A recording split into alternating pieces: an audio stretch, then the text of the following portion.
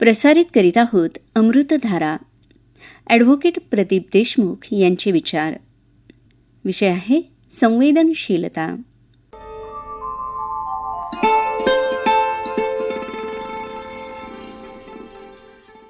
सजीव जीवसृष्टीच्या अंगभूत गुणांपैकी एक महत्त्वपूर्ण गुण किंवा वैशिष्ट्य म्हणजे संवेदनशीलता. माणसाच्या मनाचं आणि विचारांचं भावनेत रूपांतर होतं आणि भावनेची अभिव्यक्ती संवेदनशीलताच्या नावाने ओळखली जाते.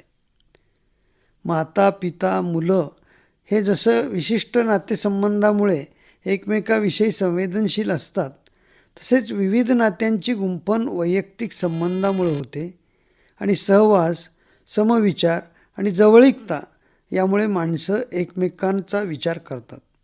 सुखदुःखांचा विचार करून एकमेकांच्या सुखाबरोबर दुःखही वाटून घेण्याची तयारी दर्शवतात. एकमेकांना सहाय्य करण्याची भावना त्यातून दृढ होते. या सर्व कृतींचा आधार असतो संवेदना.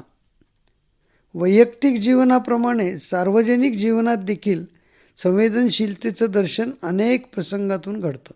संवेदनशीलता हा अतिशय महत्त्वाचा आणि चांगला गुण असला तरी अति सर्वत्र वर्जेत या म्हणीप्रमाणे काही व्यक्ती किंवा समूह अतिसंवेदनशील झाल्यास दुसऱ्या व्यक्ती किंवा समूहाचा विचार आणि भावनांवर अतिक्रमण करतात आणि त्यातून देखील अनावस्था प्रसंग ओढवतात.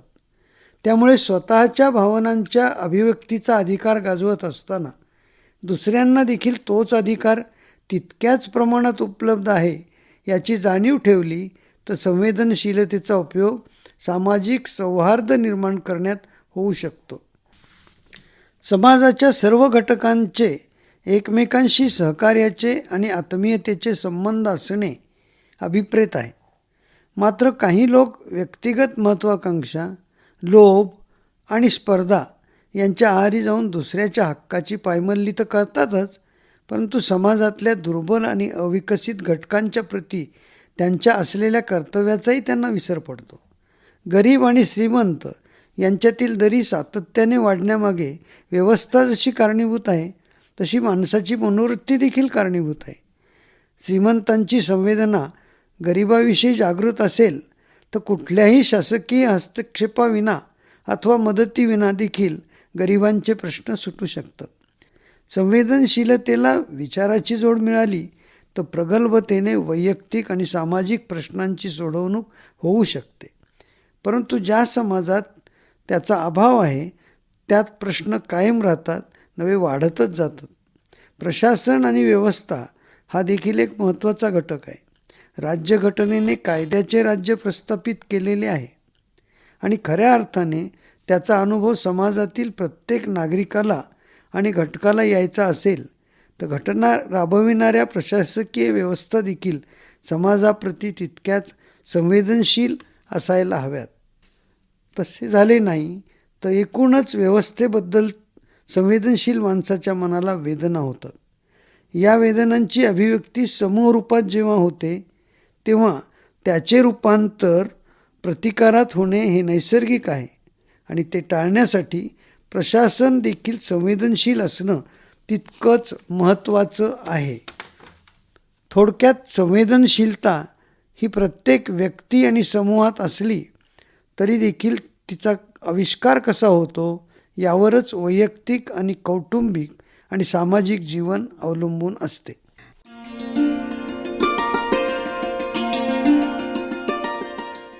आता ऐकूया चारित्र्य याविषयी. मानवी जीवन हे व्यक्ती आणि समाज यांच्या नात्यातून समृद्ध होत असतं. व्यक्तीचं वैयक्तिक जीवनातील आचरण आणि सामाजिक जीवनातील आचरण यातून त्याचं व्यक्तिमत्व अभिव्यक्त होतं. प्रत्येक व्यक्तीमध्ये गुण अवगुण असतातच. विचारानं विकारावर विजय मिळवून संस्कारशील जीवन जगणं हीच खरी जीवन जगण्याची कला आहे. चारित्र्य या शब्दाचा थेट संबंध स्त्री पुरुष संबंधाशी जोडला जातो आणि त्या दृष्टिकोनातून व्यक्तीचं मूल्यमापन करून ती व्यक्ती चारित्र्यवान आहे की नाही याबद्दल मतं व्यक्त केली जातात. परंतु केवळ स्त्री पुरुष संबंधाच्या अनुषंगानं एखाद्या व्यक्तीचं मूल्यमापन हा चारित्र्य या शब्दाचा खूपच मर्यादित अर्थ झाला. चारित्र्य या शब्दाला व्यापक अर्थ आहे. समाजात वावरत असताना एखादी व्यक्ती समाजमान्य नीती नियम यांचे पालन कशाप्रकारे करते आणि वैयक्तिक स्वार्थासाठी किंवा वैयक्तिक उपभोगासाठी नीतिमूल्यांना अवेरून स्वकेंद्रित वृत्तीनं वागणारी व्यक्ती चारित्र्यवान म्हणता येणार नाही. तसंच समाज आणि राष्ट्राच्या संपत्तीचे व्यक्तिगत स्वार्थासाठी नुकसान करणारी किंवा तिचा उपभोग स्वार्थी हेतूनं स्वतःसाठी आणि स्वतःच्या कुटुंबासाठी आणि नातेवाईकांसाठी घेण्याची वृत्ती ही देखील सार्वजनिक जीवनातील चारित्र्याचा अभाव असल्याचं स्पष्टपणे दर्शवते. अलीकडच्या काळात स्वार्थप्रेरित नेते आणि प्रशासक यांच्या कार्यातून याचं सतत दर्शन घडतं. ही अत्यंत क्लेशदायक बाब आहे. राष्ट्राच्या स्वातंत्र्यसमरात भाग घेतलेल्या लाखो कार्यकर्त्यांच्या आणि शेकडो नेत्यांनी जाणीवपूर्वक जपलेल्या मूल्यांचा हा मोठा अपमान आहे. सार्वजनिक जीवनातील चारित्र्याचा अभाव हा व्यक्तिगत जीवनातील चारित्र्याच्या अभावापेक्षा अधिक नुकसान करणारा असतो. त्यामुळे त्याकडे समाजानं पुरेशा गांभीर्यानं पाहणं आवश्यक आहे. माणसाच्या छोट्या छोट्या कामांमधून त्याचं व्यक्तिगत आणि सार्वजनिक चारित्र्य अभिव्यक्त होताना दिसतं. भौतिक साधनांबद्दल अतिरेकी आसक्ती ही माणसाच्या चारित्र्यहननाला कारणीभूत ठरते. कुठल्याही भौतिक साधनांचा वापर हा सीमित प्रमाणात केला तर आसक्तीमधून घडणारा प्रमाद टळू शकतो. एवढे भान जरी माणसानं ठेवलं तरी त्याच्या चारित्र्यावर होणारे आघात टाळले जाऊ शकतात. चारित्र्याच्या संकल्पना व्यक्ती, काल आणि समाज सापेक्ष असतात. विशेषतः मानवी जीवनात होणारी स्थित्यंतरं आणि विविध सांस्कृतिक समूहांच्या मान्यता यावर देखील चारित्र्य अवलंबून असतं. चारित्र्याविषयी विशिष्ट समाजसमूह जितके आग्रही असतात तितके सर्वच समाजसमूह आग्रही असतील असे नाही.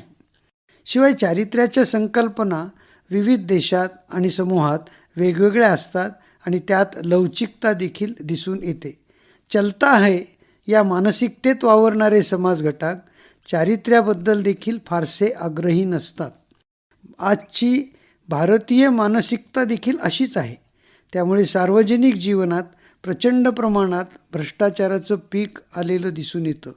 तसेच वैयक्तिक जीवनात देखील चारित्र्यविषयक संकल्पनांचा संकोच झाल्याचं स्पष्टपणे अनुभवास येतं.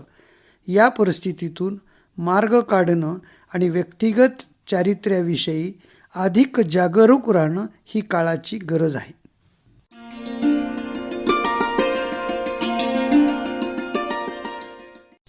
यानंतरचा विषय आहे दानत. दानत हा शब्द दान या शब्दापासून बनलेला आहे.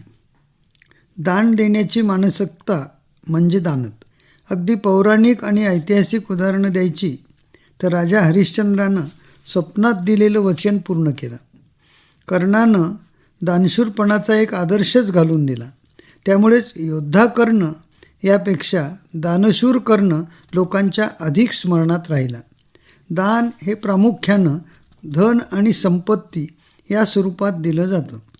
जो आपल्याकडील धन किंवा संपत्ती गरजूंना त्यांची गरज लक्षात घेऊन कुठलीही अपेक्षा न ठेवता देतो त्याला दान असं म्हटलं जातं. आणि अशा दान देणाऱ्या व्यक्तींची दानत लोकादराची ठरते. दान हे केवळ धन आणि संपत्ती यांचंच नसतं तर आपल्याकडं जे आहे ते इतरांना देण्याची मानसिकता म्हणजे दानत. त्यामुळेच धनसंपत्ती नसणाऱ्या विद्वान व्यक्तींकडून लोक धनाची किंवा संपत्तीची अपेक्षा करत नाहीत, तर त्या व्यक्तीनं आपल्या विद्वत्तेचा वापर इतरांसाठी आणि समाजासाठी करावा हीच अपेक्षा असते. विद्येसारखं श्रेष्ठ दान दुसरं कोणतंही नाही असं म्हटलं जातं. जे जे आपणाशी ठावे ते ते दुसऱ्यांशी द्यावे, शहाणे करोनी सोडावे सकल जन, हे समर्थ रामदासांचं वचन विद्वान व्यक्तींनी दानत दाखवण्याची शिकवण देणारं आहे. पूर्वीच्या काळी राजे महाराजे आणि श्रीमंत लोक मंदिराला देणग्या देणं, गोरगरिबांना अन्न वाटप करणं किंवा विविध धार्मिक उत्सवाच्या निमित्तानं समाजातील सर्व घटकांना एकत्र करून अन्नदान करणं अशा स्वरूपात दान देत आणि दातृत्व त्यातून दिसून येईल. अलीकडच्या काळात स्वरूप थोडंसं काळानुसार बदललं आहे. मंदिराचं बांधकाम करून देणं, समाज मंदिर बांधणं, शाळेसाठी साहित्य उपलब्ध करून देणं, वाचनालय चालवणं यासह वृद्धाश्रम, अनाथाश्रम यासारख्या उपक्रमांना देणग्या दिल्या जातात. त्यातून समाजातील श्रीमंत वर्गाची दानत लक्षात येते. मोठमोठे उद्योगपती तर सामाजिक जबाबदारीचं भान ठेवून न्यास स्थापन करून त्या माध्यमातून आरोग्य, पर्यावरण, कुपोषित बालकांचं पोषण यासह अनेक उपक्रम हाती घेताना दिसतात. या पद्धतीनं अनेक छोटे मोठे उद्योगसमूह देखील सामाजिक दायित्व स्वीकारून कार्यरत आहेत.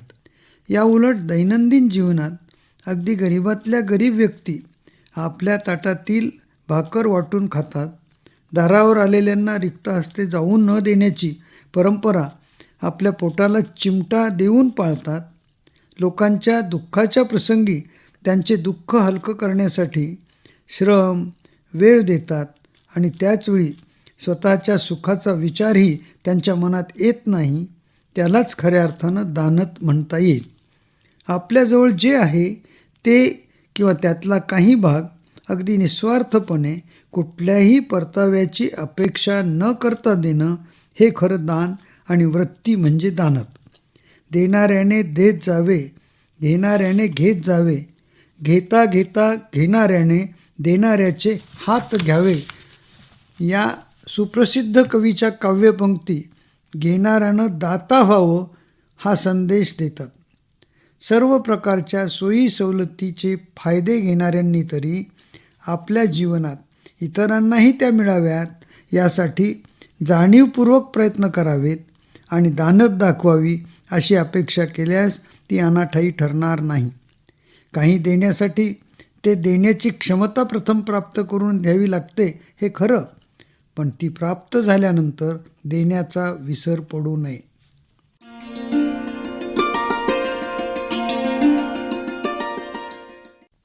आता ऐकूया जागरूकता याविषयी. मनुष्य हा समाजप्रिय प्राणी आहे. समाजात वावरत असताना अनेक प्रकारच्या वृत्ती प्रवृत्तीच्या लोकांशी संबंध येत असतो. परस्पर संबंधांचे दृढीकरण आणि त्यातून निर्माण होणारं नातं हे समाज घटकांना संघटित होण्यास मदत करतं. हे सर्व खरं असलं तरी देखील जर मनुष्य जागरूक नसेल तर संबंधात केव्हाही दुरावा निर्माण होऊ शकतो किंवा कुठलीही व्यक्ती संबंधांचा गैरफायदा घेऊन फसवणूकही करू शकते. त्यामुळे जागरूकता हा प्रत्येक मनुष्याचा स्थायीभाव असला पाहिजे. जागरूकता याचा सरळ अर्थ म्हणजे कुठल्याही बाबतीत जागेपणे उघड्या डोळ्यांनी पाहणं आणि विचार करणं. वैयक्तिक जीवनात मनुष्यानं स्वतःच्या शारीरिक, मानसिक आणि आर्थिक बाबतीत जागरूक राहिलं पाहिजे. याचा अर्थ स्वतःची प्रकृती व्यवस्थित राहील, आरोग्याला कुठल्याही प्रकारचा धोका पोहोचणार नाही याबद्दल काळजी घेणं, धोका होत असेल तर वेळीच उपाय करणं हाही जागरूकतेचाच एक भाग आहे. तीच बाब मानसिक स्वास्थ्याबाबतही लागू आहे. आर्थिक बाबतीत व्यक्तिगत जीवनात जागरूकतेचा अर्थ आपल्या दैनंदिन जीवनाच्या गरजा पूर्ण करण्यासाठी आवश्यक त्या पैशाची तरतूद करणं आणि ही तरतूद करत असताना कायदेशीर आणि नैतिक मार्गाचा अवलंब करणं. पैशाच्या हव्यासापायी अनैतिक आणि बेकायदा मार्गाचा अवलंब करण्यासाठी काही लोक प्रवृत्त करतात. त्यावेळी जागरूक राहणं आवश्यक आहे. जागरूकतेचा अभाव असल्यास अनेक वेळा वैयक्तिक जीवनात देखील दुर्धर प्रसंग ओढावतात. कित्येकदा तर आपली चूक नसताना देखील केवळ दुसऱ्याच्या चुकीमुळे आणि दुसऱ्यांनी आपल्या चांगुलपणाचा गैरफायदा घेतल्यामुळं आपलं नुकसान होतं. रस्त्याने वाहन चालवत असताना आपण स्वतः कितीही चांगलं वाहन चालवलं तरी मागून येणाऱ्या आणि पुढून येणाऱ्या वाहनांकडे जागरूकतेनं लक्ष दिल्यानेच अपघात टळू शकतात. ही जागरूकता नसेल तर अपघाताला निमंत्रण दिल्यासारखंच होतं. परस्पर संबंधांच्या बाबतीत देखील जागरूकता नसेल तर असंच घडतं. भाकरी का करपली याचं उत्तर न फिरवल्यामुळे असं दिलं जातं. ही फिरवण्याची क्रिया म्हणजे जागरूकता. वैयक्तिक असो की सामाजिक, जीवन सुखकर व्हायचे असेल आणि जीवनात सर्व प्रकारचा आनंद मिळवायचा असेल आणि द्यावयाचा असेल तर जागरूकता आवश्यकच आहे. कोजागिरीच्या दिवशी को जागर्ती हा प्रश्न विचारला जातो आणि अहम जागर्ती असे उत्तर आपण देत असतो. दैनंदिन जीवनात देखील ही जागरूकता दाखवली तरच आयुष्य मधुर सुगंधी बनून जीवनाचा खरा आनंद उपभोगता येतो. ज्या व्यक्ती जागरूक नसतात त्यांना हा आनंद मिळेलच याची शाश्वती नसते. किंबहुना जागरूकतेअभावी या आनंदाला ते मुकतात. अशी असंख्य उदाहरणं आपल्या अवतीभोवतीच दिसून येतात. समाज आणि राष्ट्रजीवनात देखील जागरूकतेचं महत्त्व आहे. जागरूकतेचा अभाव हा समाजाच्या आणि राष्ट्राच्या विकासमार्गातील देखील आडसर ठरतो. आपल्या शहरात पर्यावरणाचा ऱ्हास होणं, रोगराई पसरणं, खड्डेमय रस्ते होणं या साऱ्या गोष्टींना नागरिकांमधील जागरूकतेचा अभाव हेच प्रमुख कारण असतं. जागरूक नागरिक हा लोकशाहीचा आधार असून नागरिक जेव्हा सार्वजनिक कार्याबाबतीत उदासीन राहतात किंवा होतात तेव्हाच अशा घटना घडतात. दुष्काळाने त्रस्त झालेल्या आणि सतत पाण्याचं दुर्भिक्ष असलेल्या गावाचा सामुदायिक जागरूकतेतून कायापालट केल्याची उदाहरणं आपल्याकडे आता प्रत्येकाच्या पाहण्यात आणि वाचनात येतात. आपलं गाव, आपलं शहर सुंदर असावं हा संकल्प केला आणि त्याच्या जोडीला जागरूकता असेल तर त्याचं रूपांतर सामुदायिक प्रयत्नात सहजतेने होतं.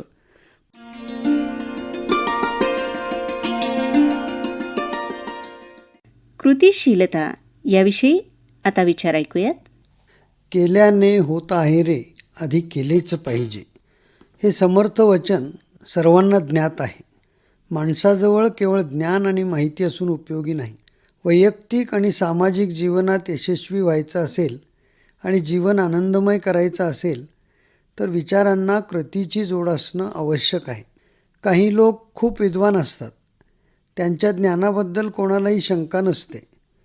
परंतु हे ज्ञान अथवा माहिती याचा उपयोग समाजाला होत नाही तोपर्यंत ते ज्ञान वांझुटं ठरतं. क्रियेविना वाचाळता व्यर्थ आहे या उक्तीप्रमाणे माणसाच्या विचारांना आणि उक्तीला कृतीची जोड असल्याशिवाय त्याचा कोणालाही उपयोग होत नाही. त्यामुळे कृती आणि कृतिशीलता याचं अनन्यसाधारण महत्त्व आहे. काही व्यक्ती उपदेशकाची भूमिका करतात. उपदेश करणं ही देखील एक कृतीच आहे. उपदेशकाची भूमिका स्वीकारली असेल तर तो त्याचा कर्तव्याचा भाग ठरतो. शिक्षकानं शिकवणं अपेक्षित असतं आणि शिकवण्यात विचारांचं, ज्ञानाचं आदानप्रदान घडतं. ही देखील एक कृतिशीलताच आहे. मात्र उपदेशक आणि शिक्षक जे सांगतात ते त्यांच्या वैयक्तिक जीवनात किती आचरणात आणतात यावरून देखील त्यांचं मूल्यमापन समाज करत असतो. उपदेशाप्रमाणे किंवा ज्ञानदानानुसार वैयक्तिक जीवनात त्याचं पालन करणाऱ्याबद्दल समाजातल्या प्रत्येकाला आदरभाव निर्माण होतो. समाजाचं विविध क्षेत्रात नेतृत्व करणारे लोक जनसामान्यांना कृतिशीलतेचा मंत्र देतात आणि कृती करण्यास भाग पाडतात. मात्र हे करत असताना तो स्वतः त्यात सहभागी होतोय का आणि जी अपेक्षा तो समाजाच्या अन्य घटकांकडून करतो तो स्वतः कृतीत आणतो का यावर त्यांचं मूल्यमापन समाज करीत असतो. महात्मा गांधी यांच्या जीवनातलं एक उदाहरण याबाबतीत बोलकं आहे. एक महिला आपल्या छोट्या मुलाला घेऊन महात्माजींच्या आश्रमात आली आणि माझा मुलगा साखर खूप खातो, त्याला त्यापासून परावृत्त करा अशी विनंती करू लागली. महात्माजींनी त्या महिलेला 15 दिवसांनं येण्यास सांगितलं. ती पुन्हा मुलाला घेऊन आली. त्यानंतर देखील पुन्हा त्यांनी 15 दिवसानंतर येण्याचं सुचवलं. त्या महिलेला प्रथमदर्शनी खूप वाईट वाटलं, परंतु तिची महात्माजीवर श्रद्धा होती. त्यामुळं ती पुन्हा मुलाला घेऊन गेली. महात्माजींनी ती येताच मुलाला जवळ घेतलं आणि साखर खाणं कसं वाईट आहे आणि आरोग्याला घातक आहे हे तर सांगितलंच, पण त्याला पर्याय म्हणून त्यांनी मधाच्या 2 बाटल्या आणि गूळ मुलाजवळ दिला. जेव्हा गोड खावं वाटेल तेव्हा मध किंवा गूळ खात जा असा उपदेश केला. महिलेला खूप आनंद झाला. तिने उत्सुकतेपोटी एक प्रश्न महात्माजींना विचारला. महात्माजी, हे तुम्ही पहिल्या दिवशीच सांगू शकला असता, मग मला 2 वेळा येण्यास का सांगितलं? महात्माजी म्हणाले, मी स्वतःच साखर खूप खात होतो. जर मीच साखर खात असेन तर इतरांना उपदेश करण्याचा मला अधिकार कसा? या 4 आठवड्यात साखर मी पूर्णपणे बंद केली. त्याला पर्याय म्हणून काय असू शकतो यावर विचार केला. आधी केले आणि मगच सांगितले. आधी केले आणि मग सांगितले असे आचरण ठेवणारे महात्माजी हे त्यामुळेच सर्वांचे आदर्श ठरले. अनेक थोर महात्म्यांनी देखील स्वतःच्या जीवनात प्रथम कृती केली आणि नंतरच लोकांकडून तशा कृतीची अपेक्षा केली आणि म्हणूनच ते वंदनीय ठरले. अलीकडच्या काळात उक्ती आणि कृती यात महद अंतर दिसून येतं. ही खेदाची बाब आहे. त्यामुळंच आदर्श लोप पावतायत की काय असं संवेदनशील माणसाला जाणवतं. कुठल्याही कृतीमागे विचारांचा धागा असतो. कृतीचे बीज मनात विचारांच्या रूपानं पेरलं जातं, परंतु त्याचा प्रत्यक्ष आविष्कार कृतीतून होणे म्हणजे कृतिशीलता. उद्यमशीलता हे कृतिशीलतेचेच एक रूप आहे. उद्यमशील माणूस कृतिशील असतोच. ज्या समाजात उद्यमशीलता अधिक आढळून येते तो समाज संपन्न होतो आणि याचाच अर्थ समाजाच्या संपन्नशीलतेचं रहस्य त्या समाजाच्या कृतिशीलतेत दडलेलं आहे.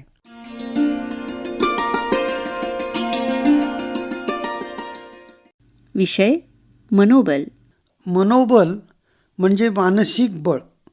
विश्वास आणि प्रेमामुळे आयुष्यातील नाती मजबूत राहतात. परंतु काम, क्रोध, दंभ, मोह यासारख्या दोषांमुळं माणसं एकमेकापासून दूर जातात. शास्त्रीय दृष्टीने मनोबल ही अशी ताकद आहे की जिच्यामुळं कितीही मोठ्या संकटावर आपण मात करू शकतो.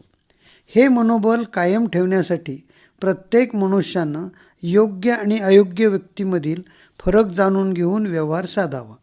मनुष्याजवळ सर्वसामान्यपणे 3 प्रकारची शक्ती असते: मनुष्यबळ, धनबल आणि मनोबल. या तिन्ही शक्ती प्रत्येक व्यक्तीत एकत्रित आणि समप्रमाणात असतील असं नाही. पण जर एखाद्या व्यक्तीजवळ मनुष्यबल आणि धनबल असेल आणि मनोबल नसेल तर दोन्ही निष्फळ ठरू शकतात. परंतु मनोबल असेल तर मात्र योग्य ते फळ प्राप्त होऊ शकतं. सैन्यात लढणाऱ्या सैनिकाकडं बंदुका आणि इतर संरक्षक सामुग्री मोठ्या प्रमाणावर असली आणि मनोबल नसेल तर शत्रूवर मात करणं कठीण जातं आणि प्रसंगी पराभव पत्करण्याची नामुष्की ओढावते. परंतु कित्येकदा हत्यारे कमी असली आणि मनोबल मोठ्या प्रमाणावर असेल तर केवळ मनोबलाच्या आधारे शत्रूवर मात करणं शक्य होतं. अशी असंख्य उदाहरणं इतिहासात दिसून येतात. राष्ट्रपिता महात्मा गांधी यांनी देशाच्या स्वातंत्र्य लढा उभारला त्यावेळी त्यांच्याकडं सर्वात मोठं शस्त्र होतं ते अहिंसेचं आणि मनुष्यबळ त्यांच्या प्रेरणेतून उभं राहिलं. या प्रेरणेमध्ये महात्माजीमध्ये असलेल्या प्रचंड मनोबलाचं सामर्थ्य हेच प्रमुख कारण होतं. त्यामुळेच बलाढ्य अशा इंग्रजी सत्तेला देशातून चले जाव म्हणण्याचं सामर्थ्य त्यांच्यात निर्माण झालं आणि तेच सामर्थ्य जनसामान्यामध्ये देखील केवळ मनोबलामुळे निर्माण होऊ शकलं. अगदी गरिबातल्या गरीब माणसात, मजूर, शेतकरी, कामकरी यांच्यात देखील स्वातंत्र्यप्राप्तीची प्रचंड महत्त्वाकांक्षा निर्माण झाली. ती केवळ मनोबलामुळं. आज देखील विविध क्षेत्रातील यशोगाथा आपण वाचल्या तर यशस्वी व्यक्तीच्या जीवनात त्यांच्या प्रचंड मनोबलाचं दर्शन हेच यशाचं प्रमुख कारण असल्याचं स्पष्टपणे दिसून येईल. त्यामुळे मनोबल अधिक उन्नत करणं हाच यशस्वी जीवनाचा मंत्र आहे. समर्थ रामदास स्वामींनी मनाचे श्लोक लिहून मनोबलाचं महत्त्व संपूर्ण जगाला विशद केलं आहे. मन करारे प्रसन्न सर्व सिद्धीचे साधन असं देखील म्हटलं आहे. मनाच्या प्रसन्नतेतच मानवी व्यवहाराच्या कुशलतेचं रहस्य असतं. प्रसन्न मनानं राहणाऱ्या आणि कार्य करणाऱ्या व्यक्ती कुटुंबात आणि समाजात सतत आनंद निर्माण करतात आणि अशा व्यक्ती सर्वांना प्रिय असतात. मनोबल निर्माण करण्यासाठी आणि ते सातत्यानं कार्यरत ठेवण्यासाठी दैनंदिन व्यवहारातील सचोटी, शुचिता आणि चारित्र्यपूर्ण वर्तणूक ही जशी आवश्यक असते, तसंच आध्यात्मिक शक्ती देखील मनोबल वाढविण्यास अत्यंत उपयुक्त ठरते. ध्यानधारणा, योग यांच्या माध्यमातून देखील मनोबल वाढवता येतं. मनोबलाच्या आधारे रोगापासून मुक्ती हे सूत्र अगदी ॲलोपॅथीचे डॉक्टर देखील सांगतात. आजारी असलेल्या माणसाला त्याच्या नातेवाईकांनी धीर दिला, त्याचं मनोबल वाढवलं, तर आजारी माणसाला देखील अधिक उत्साह मिळतो आणि आजारी माणसानं आपलं मनोबल वाढवलं, इच्छाशक्ती दृढ केली की आजारातून लवकर मुक्तता होते. त्यामुळं मनोबल हा आनंदी, सुखी आणि यशस्वी जीवनाचा आधार आहे आणि तो विनामूल्य उपलब्ध होतो. फक्त त्यासाठी आपल्याला दैनंदिन जीवनाची आखणी आणि व्यवहाराची मांडणी योग्य रीतीने करून यशस्वी जीवन जगण्याचा प्रयत्न केला पाहिजे.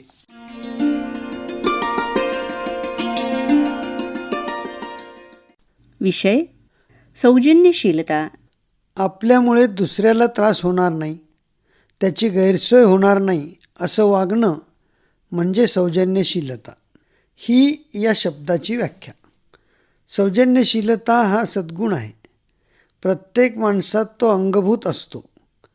मात्र परिस्थिती, संस्कार आणि आलेले अनुभव यातून माणसाचा स्वभाव बनतो. काही व्यक्ती सौजन्यशीलतेचा आदर्श बनतात, तर काहींना सौजन्यशीलता ही कटू अनुभवामुळे नकोशी वाटते.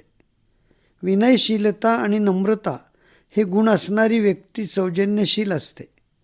आपल्या आईवडिलांविषयी, वडीलधाऱ्यांविषयी आदरभाव बाळगणं, त्यांच्या सुखदुःखाशी समरस होणं, त्यांच्याप्रती कृतज्ञता व्यक्त करणं यांचा सौजन्यशीलतेत समावेश होतो.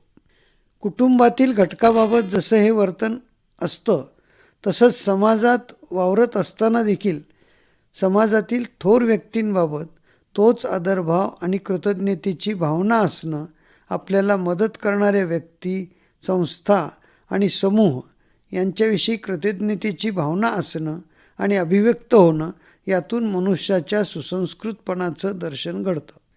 शाळेत असताना विद्यार्थ्यांनी आपल्या शिक्षक, कर्मचारी वर्ग आणि संपर्कात येणाऱ्या ज्येष्ठांबद्दल जर सौजन्यशील आणि विनयशील वर्तन ठेवलं, तर त्याबरोबरच आपल्या मित्रांच्या प्रती देखील समजूतदारपणाचं मैत्रीपूर्ण वर्तन असावं ही अपेक्षा असते आणि ते आपल्या कृतीतून दिसून यावं लागतं. कृतज्ञतेप्रमाणे आपल्याकडून झालेल्या चुकीबद्दल दिलगिरी व्यक्त करणं किंवा माफी मागणं हे देखील सौजन्यशीलतेचंच लक्षण आहे. सार्वजनिक जीवनात आपण अनेक उपक्रमात सहभागी होत असतो. कुठे प्रमुख पाहुणे, तर कुठे कार्यकर्ते म्हणून, कुठे श्रोता म्हणून, तर कुठे वक्ता म्हणून आपली भूमिका असते. या प्रत्येक भूमिकेत असताना आपला संबंध अनेकांशी येतो. त्या प्रसंगी आपल्या भाषेत, संभाषणात आणि शिष्टाचारात सौजन्यशीलतेचं आणि इतरांप्रती आपुलकी आणि आदराचं दर्शन घडलं, तर अशा व्यक्ती समाजात आदरणीय ठरतात.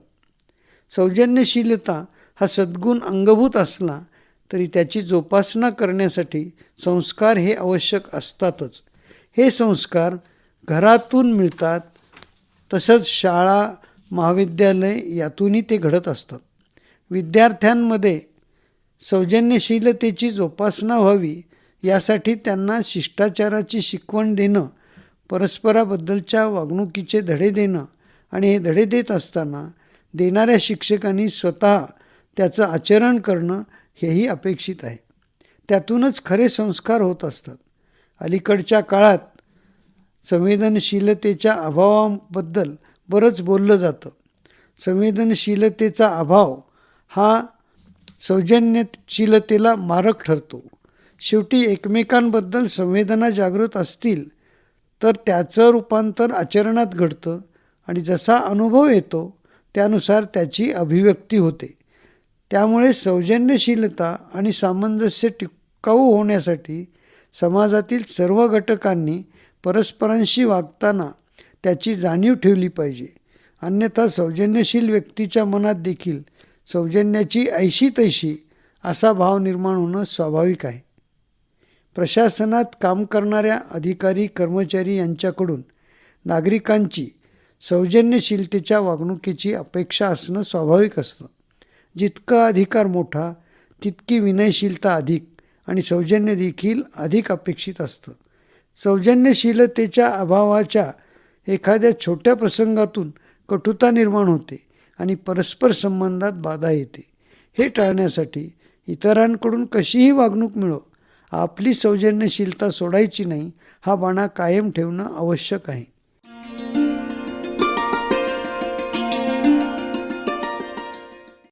आता ऐकूया सहजीवन याविषयी. मनुष्य हा समाजप्रिय प्राणी आहे अशी मनुष्याची सामाजिक शास्त्रातली व्याख्या आहे. एकटा मनुष्य जीवनभर एकलकोंडेपणानं आपलं आयुष्य व्यतीत करू शकत नाही. त्याला मित्र, मैत्रिणी, सहाध्यायी किंवा तत्सम व्यक्तीच्या सहवासाची नैसर्गिकरित्या गरज असते. या गरजेला काही तत्त्व आणि मूल्य यांची जोड दिली तर सहजीवनाची सुरुवात होते. आपली भारतीय संस्कृती एकत्र कुटुंब पद्धतीचा स्वीकार करणारी आहे. सहजीवनाचं एक आदर्श उदाहरण म्हणून एकत्र कुटुंब पद्धतीकडं पाहता येईल. कुटुंबात वेगवेगळी नाती असतात. या नात्यांची गुंफण ही रक्तसंबंधामुळं झाली असली तरी तिचं अस्तित्व टिकवण्यासाठी परस्परामधील सामंजस्य, सहिष्णुता, त्याग आणि विश्वास यांची गरज आहे. सहजीवन दीर्घकाळ टिकून राहण्यासाठी परस्परांबद्दल प्रेम, आदर, त्याचबरोबर त्यागभावनेची देखील आवश्यकता आहे. अगदी कौटुंबिक जीवनात देखील एखादी व्यक्ती दुसऱ्याचा दुस्वास करत असेल किंवा दुसऱ्यांचा केवळ स्वतःच्या स्वार्थासाठी वापर करीत असेल अथवा दुसऱ्याचे शोषण करीत असेल तर सहजीवनाच्या अस्तित्वावर प्रश्नचिन्ह निर्माण होतं आणि सहजीवन धोक्यात येतं. त्यामुळेच आपल्या कुटुंबसंस्थेत प्रत्येकजण एकमेकांना समजून घेतो. परस्परांच्या अडीअडचणी दूर करण्यासाठी स्वतःच्या स्वार्थापलीकडे पाहण्याची आणि त्यानुसार कृती करण्याची तयारी असते. त्यामुळेच आईवडील, बहीण भाऊ, दादा वहिनी यासह सर्व नाती पिढ्यानपिढ्या टिकून असतात. अलीकडच्या काळात स्वकेंद्रिततेमुळे हे सामंजस्य कमी होत असल्याचं चित्र दिसून येतं. त्यामुळेच एकत्र कुटुंब पद्धतीचा ऱ्हास होऊन विभक्त आणि न्यूक्लिअर कुटुंबाची निर्मिती होत आहे. पाश्चात्य राष्ट्रात हे चित्र अधिक स्पष्ट दिसतं, पण भारतात देखील त्याची लागण झालेली आहे. मी, माझं या कल्पनेबाहेर जाऊन आम्ही, आमचं ही भावना मनात रुजवून त्याचं जनात पालन केलं तर सहजीवन अधिक दृढ होतं. निसर्गाची रचना पाहिली तर सहजीवन हाच त्याचा पाया आहे हे पदोपदी जाणवतं. जंगलात सर्व प्रकारच्या वृक्ष, वेली, झाडे, झुडपे यांचं अस्तित्व असतं. ते एकमेकावर अवलंबून असतात. परस्परांना प्रत्यक्ष किंवा अप्रत्यक्षरित्या त्यांची मदतच होत असते. त्याचबरोबर वेगवेगळ्या प्रकारचे प्राणी देखील राहतात. ते देखील परस्परांना मदत करतात आणि एकाचं अस्तित्व दुसऱ्यावर अवलंबून असतं. जेव्हा त्यांच्यातील स्वार्थ, ईर्ष्या आणि हव्यास यात वाढ होते तेव्हाच हा समतोल बिघडतो. झाडावर वेली बहरतात आणि पक्ष्यांना मुक्तपणे निवास करण्याची संधी मिळते. फुलं फुलतात तेव्हा फुलपाखरांना देखील आपलं खाद्य मिळतं. एकमेकास सहाय्य करू, अवघे धरू सुपंथ हा मंत्र जर प्राणी आणि वनस्पती सहजरित्या अंमलात आणतात तर मनुष्याला ते का जमू नये? विना सहकार नाही उद्धार हा सहकारी चळवळीचा मंत्र देखील सहजीवनाच्या अस्तित्वाला बळकटी देणारा आहे. बुद्धं शरणं गच्छामी, संघं शरणं गच्छामी या शिकवणुकीमधील संघं शरणं गच्छामी याची अंमलबजावणी केली तर संघभावना अधिक दृढ होते आणि समाजातील व्यक्तीचं सामुदायिक आणि सांघिक अस्तित्व दीर्घकाळ टिकण्यास मदत होते. सहजीवन अधिक सुकर होतं.